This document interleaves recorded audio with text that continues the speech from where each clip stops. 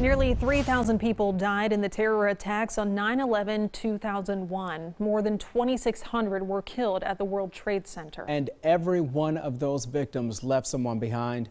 Tonight, NBC4 anchor Colleen Marshall tells us about one man's desperate search for his brother. This memorial fountain sits on the footprint of the former South Tower, with nearly 3,000 individual strands of water, representing the lives lost at Shanksville, in Washington, and here at the World Trade Center. One of them, Joe Giaccone. At 8:46 in the morning, my brother Joe vanished. Jim Giaccone was on a construction site when he heard about an accident at the World Trade Center.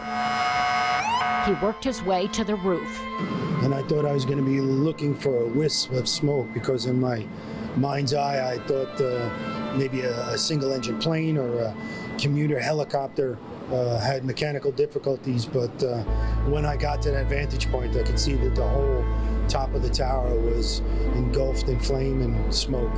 And even though he knew his brother Joe worked on the 103rd floor of the North Tower, even when the towers went down, we still held out hope that he had somehow found a way out, that staircases were still open, elevators were still operational. We were just hoping against hope. Over and over 20 years ago, we ran into desperate loved ones, still holding out hope. At about 8:35, 8:45, right after that first plane hit, and she said she was okay. We haven't heard anything since.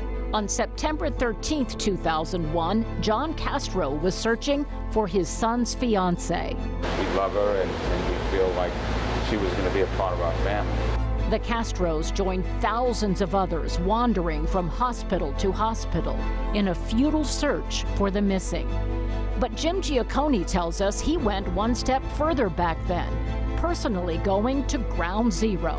After a few days, I got in dressed as a firefighter, with the help of his firefighter best friend. And I put on his bunker gear, and we drove down, and dressed as firefighters, we were waved right through all the checkpoints, and it was a war zone down here. At ground zero, Jim finally buried hope. But as soon as I came down here, I knew that there was nobody coming out of here. It was too complete. It was just pulverized concrete and steel and fire and smoke. And I called my dad and I told him Joe wasn't coming home. Today, Jim volunteers at the Family Tribute Museum and tells strangers about Joe and the life he is missing.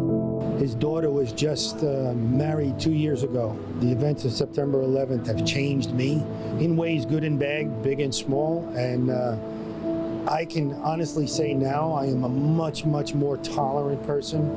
I'm a much more accepting person. I fear extremism in anything, in religion, in politics. Anything extreme can go wrong. What do you think your brother would think of your dedication to this museum in his honor? I think he would be proud. I think he would appreciate it. I would think that he would have done the same for me. Joe Giaccone was one of 658 people who reported for work that day at Cantor Fitzgerald in the North Tower. None of them survived. As Colleen mentioned, Jim now helps lead tours through the World Trade Center neighborhood as a volunteer at the Family Tribute Museum. However, it is struggling financially because of the pandemic lockdown. You can get more information on what they do and how you can help them at NBC4i.com.